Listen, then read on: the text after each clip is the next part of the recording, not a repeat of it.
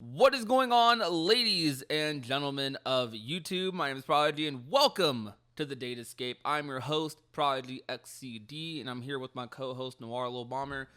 We are back. I know it's been a while since we last did the Datascape podcast, the newest Kingdom Hearts podcast on the block. It's not that new anymore, to be honest, but, you know, we're still fresh. We're still within our first couple of episodes, especially with Noir as the co-host.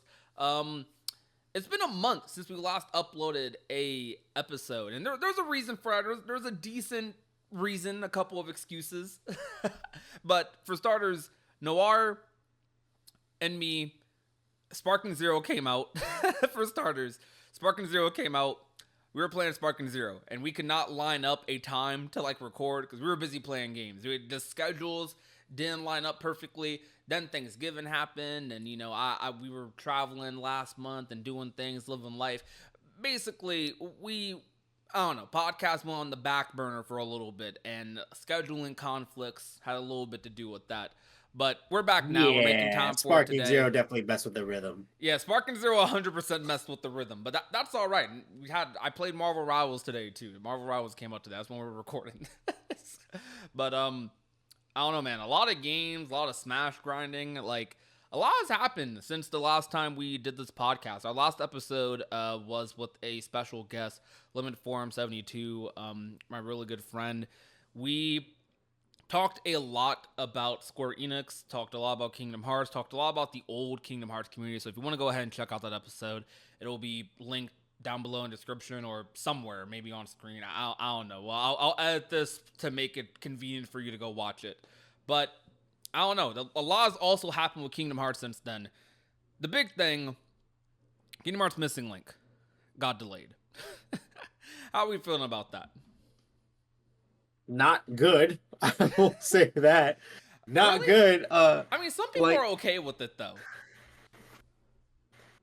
Yeah, some people are okay with it, but obviously I've been hearing 2024 for a while now, so to hear it change to 2025 low key last minute, it's grinding my gears a little bit, not gonna lie. Did they officially even say 2025, or is it just we're delaying it? Because let me check back. No, yeah, they didn't even officially say 2025. They just said, we have the tweet right here. Sorry if you hear me hitting my mic. I have a new microphone too. If the audio is a little finicky in this podcast, we'll iron out the kinks. So we'll see. But anyways, they said in this tweet, while preparing for the launch of Kingdom Hearts Missing Link, we have made the difficult decision to delay the release. We sincerely apologize to all players who have been looking forward to the release. We appreciate your patience. Please look forward to further information. And that was the simple tweet that the Japanese and North American account made. North American account finally tweeted. They finally found the password to the account, as people have joked. Yeah, it is worrying for sure, but I don't know. A lot of people in the comments seem fine with it. A lot of creators, giving Square Enix some support, as creators should, giving Square Enix some support and some love, letting them know, hey, it's okay. Thank you for the update. We appreciate it. We hope to hear more soon. A lot of people are excited for it. Basically reassuring that Square Enix, that the Kingdom Hearts fan base will be here regardless when Missing Link does come out. And I think that's really nice of the community. But we're still a little disappointed in the delay. Let's not lie. We're definitely still a little disappointed. Definitely very disappointed, but obviously if it is the smarter decision to delay it in order to make sure the game is in tip-top shape, or maybe they've decided to go with a different direction with how they want to go about the game, I totally respect that too. I actually had that thought earlier today in my head that maybe they've decided to switch up Missing Link from a mobile game to a portable game, because as some of you guys may know, PlayStation is coming out with a new PlayStation Portable in order to compete with Xbox's portable game system that will be coming out soon. And it's all to compete with the Switch, which already is a portable gaming system. So now that portable gaming is back on the market, they could be switching Missing Link over from a mobile phone game to a portable game. Is It's that just confirmed or just rumored though? that's literally just a thought in my head from today. No, I mean like the PlayStation Portable thing. Is that confirmed or rumored? Oh, that's confirmed. That's confirmed? Really? I'm Interesting. pretty sure that's confirmed. Okay, that's that's definitely interesting. Personally, I don't know if they're switching over to be a portable game. I feel like if they're switching it over to be a portable game, they might as well just put it on console. I made a whole video talking about how I feel like this is the absolute perfect opportunity to use this delay to broaden their market a little bit. Because don't get me wrong, Kingdom Hearts mobile games in general, are very lucrative for Square Enix. They've gone on record talking about, well, not directly saying this, but essentially implying their biggest money makers are mobile games and Final Fantasy XIV. Aside from that, their AAA games they've been releasing over this decade throughout the 2020s haven't quite hit the marks in the way they wanted them to. They still have been successful, like reviewed wise. Like they've probably gone like better recognition from their games over the past couple of years than they even did during the 2010s. A lot of divisive games released in the 2010s, and it feels like recently Square Enix has definitely, even though their games aren't performing as well as they want to, their games have definitely been met with like way better like criticism. Like a lot of people have really been enjoying games like 7 Rebirth, 7 Remake, Final Fantasy 16, really enjoying Dragon Quest like HD 2D. People have really been loving Square Enix games again, so it feels like a lot of people have come back to Square Enix and have just, I don't know, they've been reminded a lot of why they grew up loving this company. But despite that, though, they're a business. They have to make money. And back to my point about Missing Link. Missing Link is probably going to be a mobile game that is going to make more money than likely the next major Kingdom Hearts title is. Just because it's a gotcha game, you know, people are going to roll the dice and spend a crap ton of money on it. But I think a way to make it have even more money, but also so it can get a good reception, so it can also like appeal to a lot of Kingdom Hearts fans. Because a lot of Kingdom Hearts fans are on console. They need to bring this game to console. Make it a free-to-play game that's available on both mobile and console, because I think that's the wave nowadays with these free-to-play games. It's not just mobile games anymore. It's free-to-play games. MiHoYoverse or MiHoYo, they've been taking, or what they're called, HoYoverse. Yeah, I used to play the games. I played them when they were called MiHoYo, so I don't know. But HoYoverse has like definitely restructured the formula a little bit for free-to-play games, and we've seen a lot of people follow suit and make games that are free-to-play for both console, PC, all basically as many platforms available as possible. And I 100% think that is the route they should go. Mr. Link already has controller support, man. I think this GPS feature might be the biggest like obstacle in the way for console, but I don't even think that many players are going to go out of their house and use it. Like, there's going to be a small niche of players who are going to do it probably, but I don't think the majority of people playing Missing Link are going to use that feature, at least to the extent that they're hoping. I hope the feature is successful, but what I'm saying is that feature shouldn't be the thing that bars them from putting this game on console, where I think it should be, because Kingdom Hearts needs to be back at home. I want Kingdom Hearts to just be on console. Like, we worked so hard, we waited so long for the games to come back to console with the remixes, with Kingdom Hearts 3, even Melody of Memory, a rhythm game on console. Like, I think a lot of people just want Kingdom Hearts on platforms they're comfortable with and not just their mobile devices. I think that honestly, when it comes to, obviously I prefer Kingdom Hearts games to just all be on one console, right? And I don't have to worry about making sure I have the latest console or some new portable gaming system in order to play a Kingdom Hearts game that I will need to understand the story yet, because all of the games are necessary. And I especially got frustrated halfway through Union Cross's life cycle, just because, and John knows this, I was on top of all of the story updates. Like, I was like waking up every day trying to see if there was a new update announced for Union Cross, right? But I'd rather not go through that again, but it looks like I will have to with Missing Link. But as long as something is executed well, I don't mind any extra caveats. Yeah, I agree. I mean, I think that with Missing Link, I definitely I don't know. We're probably going to go through the update thing again, but I'm just hoping it's not as unorganized. I hope it's not as infrequent, and I hope it's just a lot better than how they did with Union Cross and even Dark Road. With Dark Road, we had like consistent updates. I think semi-monthly, and then they just kind of stopped for a year and a half and dropped the entire story in August of 2022, I believe. Um, and that's when Dark Road came back and had this big thing, and it feels like it kind of came and went because of that, though. Like, I still feel like more people talk about Union Cross's finale and reminisce over Union Cross than they do Dark Road. And I think it's because Dark Road, we didn't have enough time to get attached to Dark Road, to get attached to the story updates, get attached to that game, like a lot of people did with Union Cross. Like, Union Cross was around and played every day by many people for 5 years, like, before it ended. And with Kingdom Hearts Dark Road, it was what, like, around for a couple of months, then went on hiatus, and then came back and just ended. So, like, I don't know, the game kind of just feels like it came and went a lot.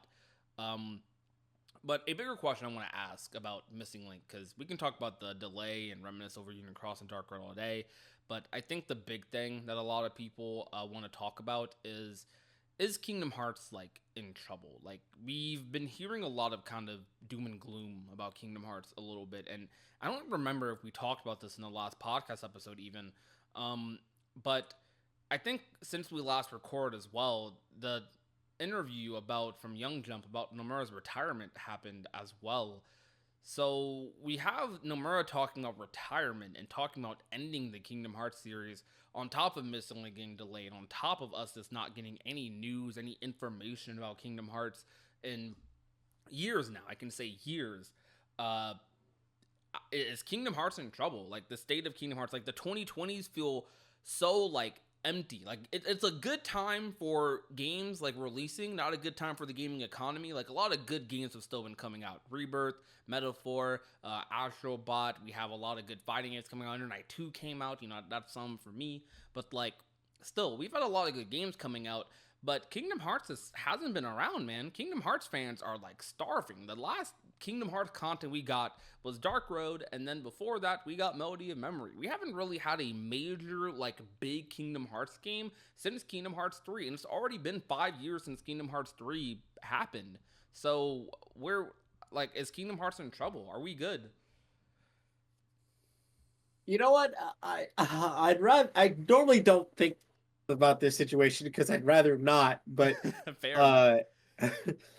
uh, honestly, when as soon as I heard Nomura possibly retiring, like my heart sank Yeah. because I don't think Kingdom Hearts can continue without Nomura. Right? He has to be the one to end it. 100%. So, so the thing is, I'd be fine if it ends on Kingdom Hearts 5. I'm fine with that. Right? I just need just a couple more games to like satisfy my palate and then I'm good. Yeah, I think Kingdom Hearts 5 is like. Personally, I feel like we might get another trilogy, maybe. I don't know. What trilogy of what? I think Kingdom Hearts 5 is a decent possibility for it to be the end of the series or end of Nomura writing, because Nomura was talking about retiring within a few years. But how many Kingdom Hearts games are they working on right now then? We know they, after Kingdom Hearts 3, after Melody of Memory, they talked about all these new teams working on Kingdom Hearts games. We have Missing Link. We have Kingdom Hearts 4.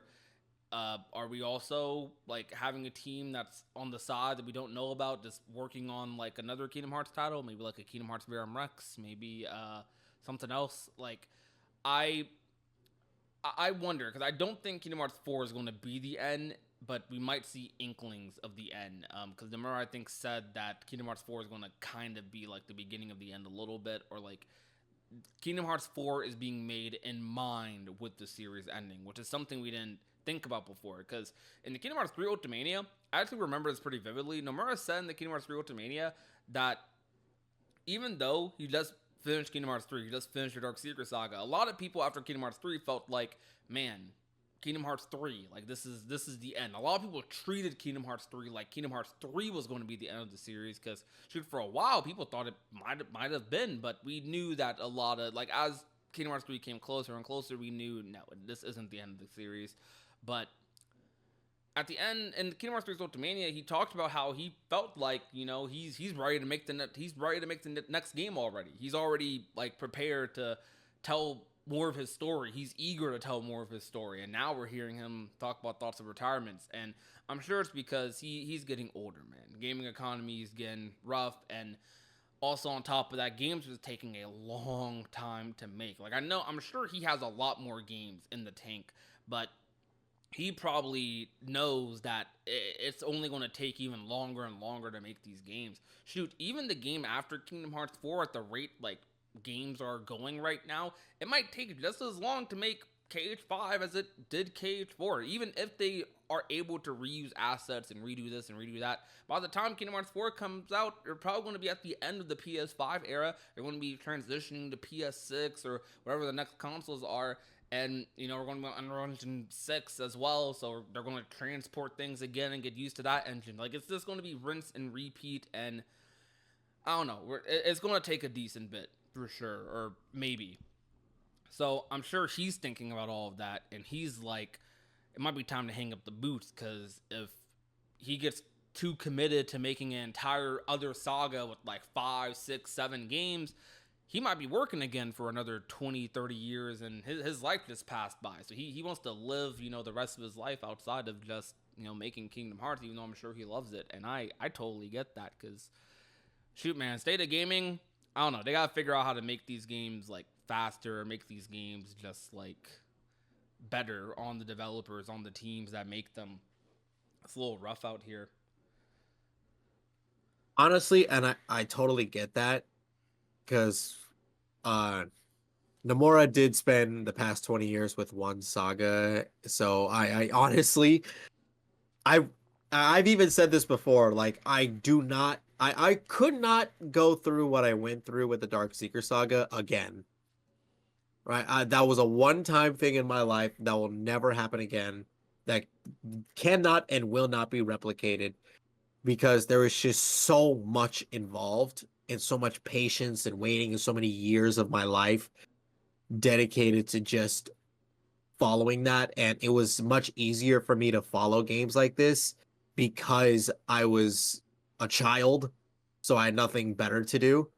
But now I'm an adult, so I can't really do that.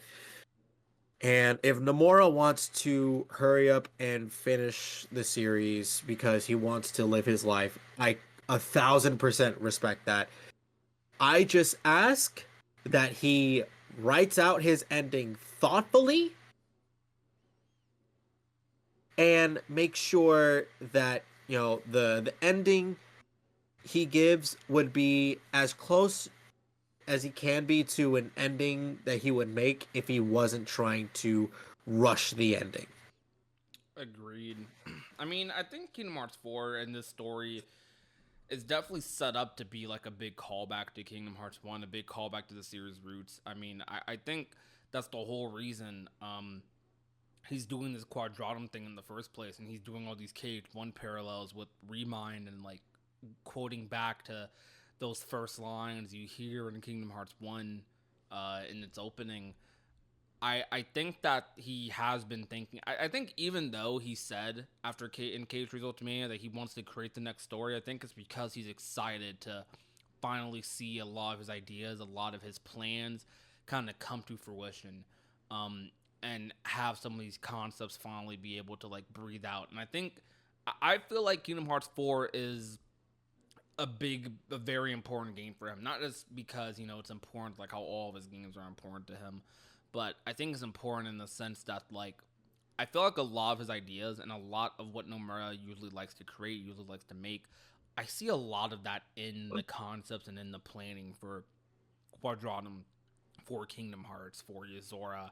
I mean, shoot, a lot of things with Yozora, even though I'm sure it's not exactly like Versus 13, we know that Versus 13 was his baby back in the day. Alongside Kingdom Hearts, like, King like Verum Rex was one of his kids as well. So like him combining like the two products, I think he's really excited to tell this story, and I think he's even He more. straight up said Sora and Noctis were his sons. Yeah, straight up. So Yozora, we can assume that Yozora is probably kind of there as well, you know. Um, so I feel like I don't know. I feel like Kingdom Hearts 4 is going to be a very like big game for him, and he wants to go all out with this. And because he wants to go all out with this, that he doesn't want to drag it on. You know, he wants to make sure that Kingdom Hearts 4 is leading towards a story that's conclusive, that's satisfying to his fans, that's satisfying to the people who have grown up with Kingdom Hearts. Speaking about that though, um, how do you feel about Kingdom Hearts continuing after Nomura, if at all? Not even just like how do you feel about like Nomura ends his story, right? He ends his story with Kingdom Hearts, but how do you feel about like someone else picking up the reins or like I, just them continuing it as an IP? I Period. would be extremely offended Okay. because this is Nomura's story. He made it. Any attempt to continue the story after he's done with it and write the ending just to keep up the IP, just so you can make money off it, is, in my opinion, bastardizing uh the a series that I have loved since a child, and I won't stand for that. I respect that viewpoint. I think so okay, despite my praise of Nomura and how I want him to finish his story, I'm not completely against Kingdom Hearts being continued. And I want to elaborate on this as much as I can. I do not want Kingdom Hearts to be continued in a similar way Star Wars did, right? I'm a big Star Wars fan. I'm a super huge Star Wars fan. I'm not that big of a fan of the sequel trilogies. You know, if you like them, so be it. That's fine. I don't really like the way Star Wars was continued post George Lucas, but I do like what Dave Filoni has expanded upon with Star Wars, especially at least with things like Clone Wars or things like even Rebels. I'm a Rebels fan. I like Rebels, uh, or even like with some shows like Mandalorian and here and there. And there's some misses. There's some things I definitely feel like okay, they're kind of milking Star Wars a little bit, not even a little bit, a lot nowadays to be honest. And I don't really want Kingdom Hearts to become something like that, but I do like the idea of like I don't know, say years down the line, right? Like my grandkids having new Kingdom Hearts content to experience or watch. It may not be the same as what I grew up with, but as long as it's at least somewhat good, obviously we don't want anything bad, but if it's something somewhat good, something that pays homage, that pays respect to what Nomura created, I'm fine with like the legacy of Kingdom Hearts still living on because you know time comes for everyone, and I think Kingdom Hearts media period is one of the few things we can kind of leave behind to be memorized.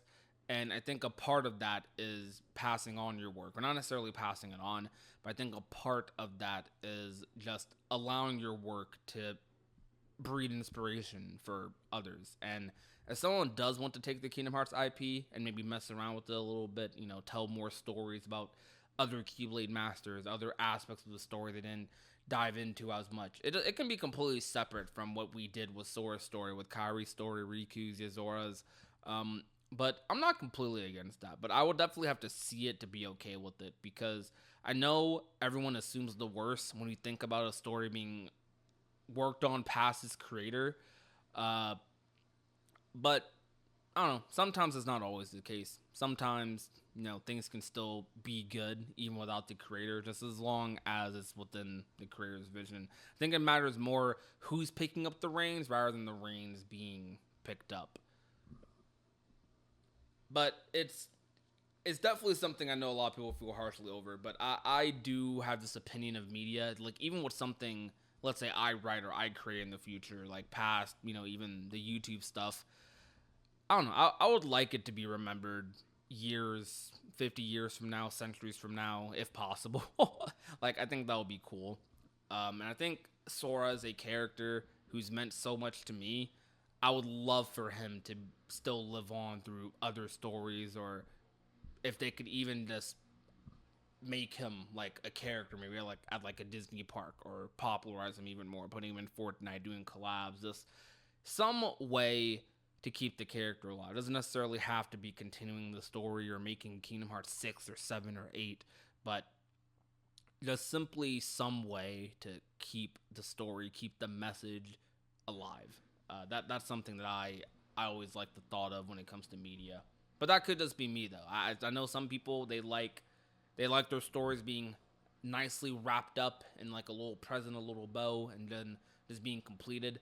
And I love that too. That's why I loved about Avatar: The Last Airbender personally. But we see how that's going nowadays. Yeah, well, I think that I feel like I might have mentioned this to you before, but if the Kingdom Hearts story has to go on past Nomura ending it, I think it would be best if there's a new main protagonist. Because Nomura said that Kingdom Hearts is Sora's story. But when he ends it, he ends Sora's story. So if anyone wants to continue it, they shouldn't continue Sora's story, which is something that Nomura made. They should make their own story. I completely agree. Completely agree with that. Continue the universe rather than trying to like rewrite his story. Keep his story intact. Keep that arc intact. Don't edit it. Don't affect it too much at least. But create your own story in the Kingdom Hearts universe. I think the universe should stay alive, but the story, I want Nomura to finish his story. I do want Kingdom Hearts to have an ending. I want Kingdom Hearts to have an ending for Sora, for Kairi. I want Nomura to write it. But whatever happens after, I think should just be separate. It should be treated as something separate, but still just in a way that like respects the characters, respects the media. Like maybe Sora visits new Disney movies that come out 50 years from now or something. I don't know. Like I'm cool with that. Yeah. So on another note, do you have anything else to say about that topic? Nope. So something else. I'm surprised I went on about that for a minute, but that is a topic we're probably going to revisit a lot over the next couple of years. Just the idea of Kingdom Hearts ending. I think as we see more Kingdom Hearts 4 and as we play Kingdom Hearts 4, we're going to definitely bring up this idea constantly over the next, probably throughout the 2020s. So the Game Awards are on December 12th. They're in a week from today. Whenever we're seeing this podcast, maybe like a couple of days from even then, maybe 2-3 days from then. I don't know whenever I upload this. But the Game Awards is coming soon. Do you think we're seeing Kingdom Hearts there? Yes or no? Do you think there's a No. chance we see it? No? No. Not at all? Not at all. You're hopeful for D23? You're hopeful for these other events? Because that was back then. This is now. Are you like worn out? Is your heart like can your heart not take it anymore? At this point, no. It needs to recover. I I'm definitely the optimist when it comes to Kingdom Hearts at events. Like, shoot, I'll be wrong a million times. I don't care. I'm fine with it. Like, it's fun to me. To me, it's just fun to anticipate the game at like these events because gives me a little bit of a reason to watch the events. Let's be real. I would watch the Game Awards regardless of if Kingdom Hearts shows up or not, just because it's the Game Awards. You don't know what's gonna pop up. You don't know what's gonna happen. Shoot, like I'm excited for it, but Kingdom Hearts at the Game Awards. I think there is a slim chance it could pop up. But when I say there's a chance, that doesn't mean I actually think it's going to happen. That just means there's a chance. Like, there's a chance for me to trip and fall tomorrow. I don't know. There's a random chance that Kingdom Hearts pops up at the Game Awards, and I will be there. You are definitely not going to catch me. I will go up to every single gaming event. Just even if there's 1% of a chance of Kingdom Hearts popping up, I will be there because I want to be in that moment. I want to be in that moment when I see that Square logo and I see that Disney logo pop up. That adrenaline you get when you like see that, I need to experience that live. That is like something I live for. That's one of my favorite parts of doing this. I love doing that. I love that moment. I love like being there. I think Kingdom Hearts 4 is probably going to come out in 2026 at this point, but maybe, because I've said this before, Missing Link, I think, needs like some more hype, man. Missing Link, I feel like has no hype, no momentum. Like I feel like most of the hype is from hardcore fans. Most of the hype is from people who are on Kingdom Hearts Twitter, on Kingdom Hearts like media, YouTube comments every day. I feel like the casuals do not barely know about Missing Link and barely care. A lot of them like ask about Kingdom Hearts 4. They don't care about Missing Link that much. I think they need to use Kingdom Hearts 4 to build buzz for Missing Link. And they've actually done this before. Back in 2015, I believe, they actually used Kingdom Hearts 3's E3 trailer to like hype up Unchained Key. They released like both of those like side by side. I completely think that Missing Link like should have a KH4 trailer to like go along with it. Like drop a KH4 trailer at the end of the KH4 trailer, talk about Missing Link, be like, hey, Missing Link downloaded on this date, or hey, even better yet, Missing Link out now.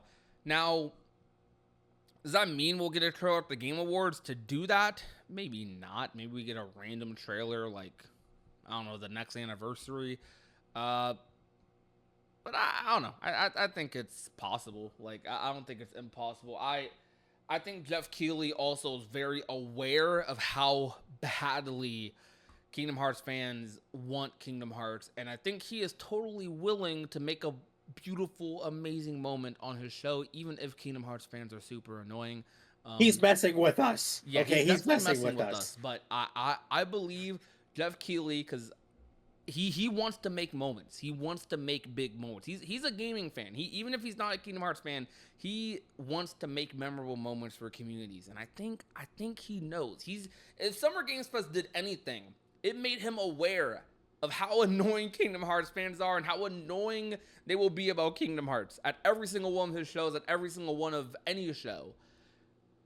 He knows, and because he knows, maybe he'll do something. I don't know. I don't know. Maybe I'm coping. I'm complete copia moment, but that's me.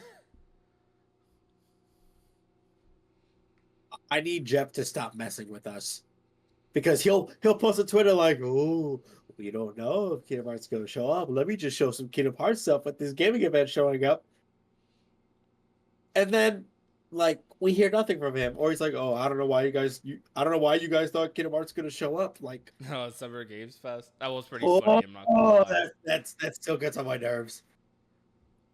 I mean, I think it is what it is. Like, I thought it was funny personally. Like, it was wrong. I get why some people were annoyed at him saying that, but I also don't think it's worth whining about. I don't think it's worth getting upset about. I think it's just kind of like, it wasn't a Summer Games Fest. Like, okay, if Kingdom Hearts doesn't pop up at the Game Awards, I'm not gonna be like, why isn't Kingdom Hearts at the Game Awards? Why isn't Kingdom Hearts showing up anywhere? I mean, I will definitely talk about it and be like, dang, I wish we got something for Kingdom Hearts, but I'm not gonna be mad. There's a difference between me like wanting something and me being mad about not getting something. Like, I'm not gonna be mad that we don't get Kingdom Hearts 4 at the Game Awards. I'm just gonna be like, okay, well, what was more likely to happen happened. Now we move on. Next gaming event, next month, next, I don't know, next moment, whatever that is.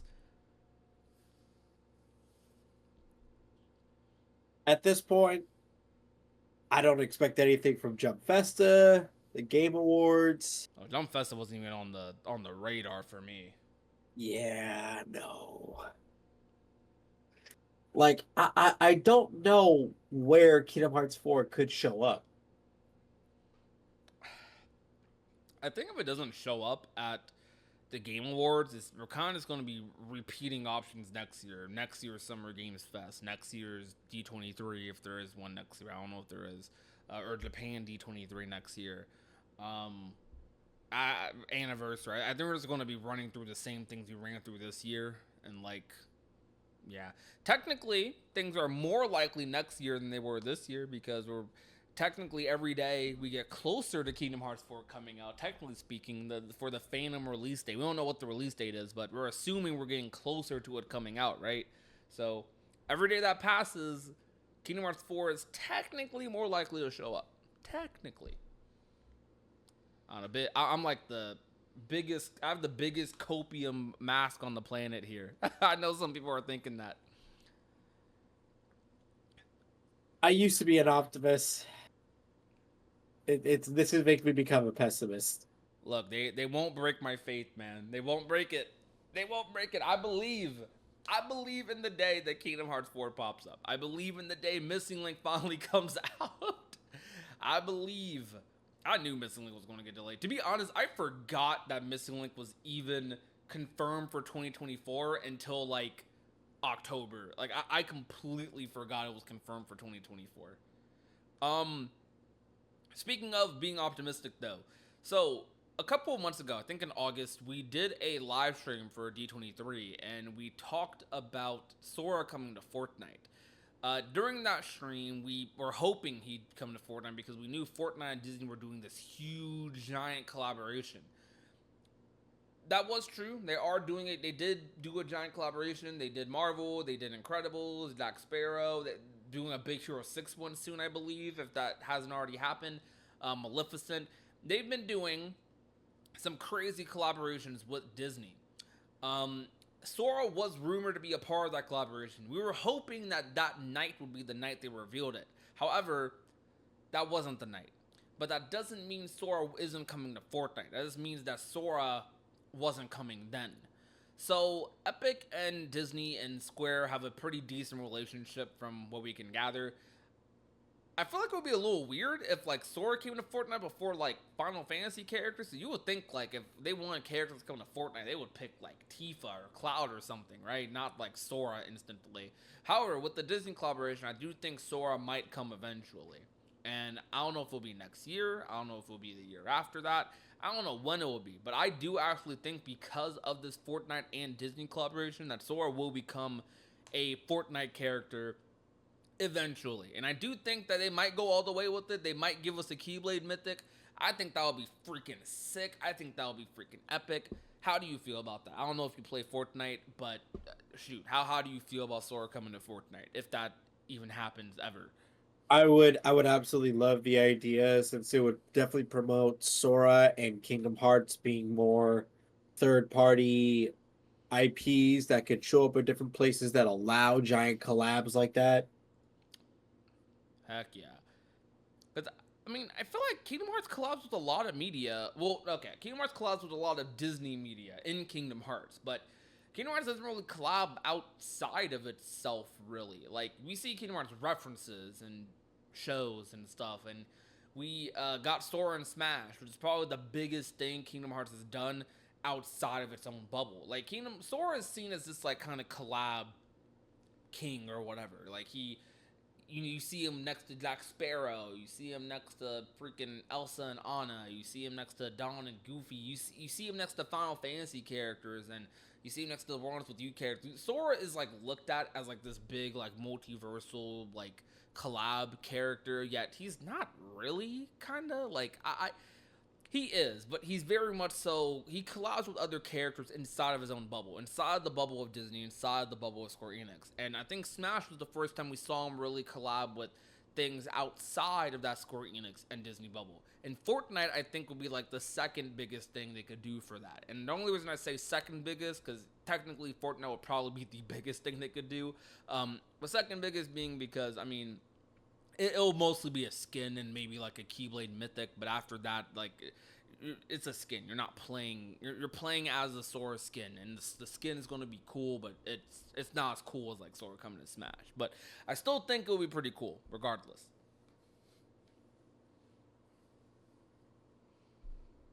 Honestly, I will always say this. If they add like dual wielding keyblades as the pickaxes for Fortnite, I would be totally happy. Oh, dude, those Keeper in Oblivion as axes would be so sick.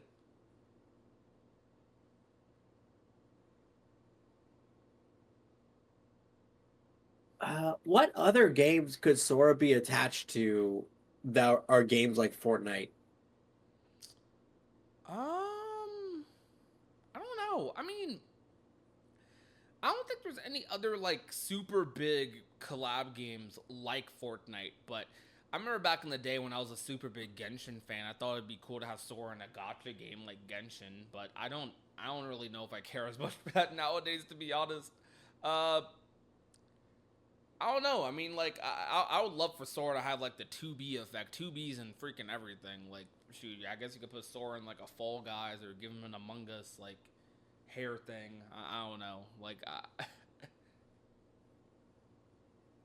Well, honestly, Sora and Fall Guys would be amazing. why do you say that? I'm just imagining like a Fall Guy with Sora's hair and his outfit. That would be freaking goated. Yeah, I mean that definitely could be cool for sure. Um, I don't know. I feel like Sora should definitely just collab with Kingdom Hearts in general. Should collab with more things outside of just Kingdom Hearts, outside of just the Disney Square bubble. Um, I love. I think even that though is a feat of its own. Just him collabing with Disney, with Square Enix characters. But I want to see like more. You know, like shoot, make him truly the collab king. Like shoot, if he has Disney, Square Enix, then he has like Fall Guys, and then Fortnite under his belt, and then I don't know, put him.